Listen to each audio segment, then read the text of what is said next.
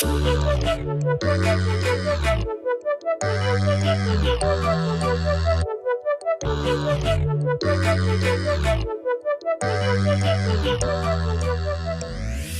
guys, welcome to Motoroids.com, and what I have next to me is the new Datsun Go Plus 2018 facelift. I have already done a very detailed review of the Datsun Go, and with the new pricing, the Datsun Go has become a very lucrative car in the entry-level hatchback segment.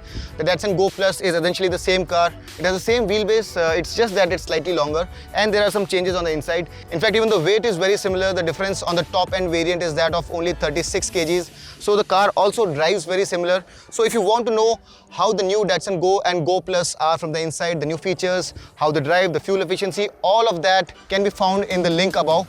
However, in this review, I'm going to talk only about the changes that the Go Plus receives over the Go. Now, design-wise, the front and the side are exactly the same as the Go.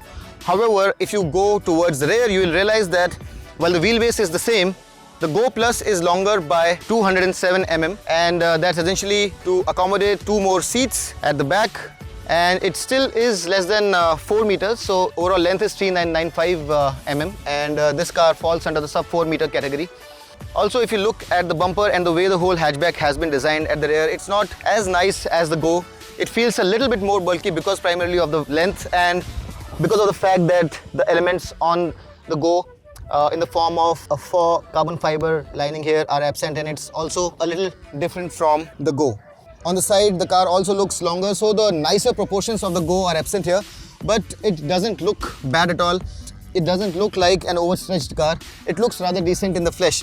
Now, the main advantage of the Go Plus over the Go is its boot, and the space here is 347 liters, which is 82 liters more than the Go.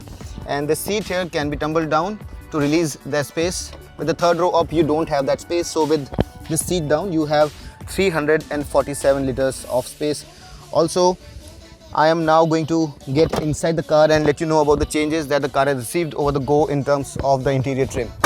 Now, since I'm talking about the boot, let me also show you how to tumble the seat and get inside and how much space is there. So you have these levers here, you pull them and you tumble the seat down and you would be able to get inside. The height is not much here, so you have to really stoop down and get into the back seat, which is meant only for 2 people at max. There is hardly any head space here, there is no headroom, and if you're a tall, well-built person, you'll really have to stoop down, although you have this little window here. And there are no cup holders, there is no armrest, there's nothing. So this is not a very comfortable place, and you're almost sitting on the floor. There is no height here, so this seat is not very comfortable. It's actually very, very uncomfortable. And once you bring the second row up, there's hardly any space. You are actually very, very cramped. So unless you're a very small child, 6 years or 7 years, this place is not for you. And from space perspective, I think this is not for people. These seats can probably be taken out and used as an additional space. And if you really have to put people in, it should only be for very short distances. Another problem is that the buckles for the seat belts have to be put through the seats, and that would be a problem every single time you tumble the seats down and bring it up on. So the third row seats on the Go Plus are not very useful, and if you compare them with proper 7-seaters like the Innova or the Marazzo or the Ertiga, they don't really match up. The egress is also pretty bad because you really have to stoop and it's not very comfortable.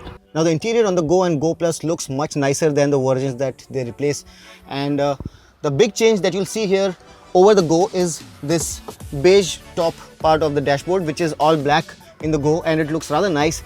Also, the seat covers here are in silver and black, while on the Go they had orange highlights with orange mats. Here you have black, and you have silver and black here. So the seats are upholstered in a different pattern, and that's the only difference. Apart from that, there have been a lot of changes, and I've talked about them all in my previous Go review, so please go ahead and have a look at that review because everything else inside the cabin remains the same.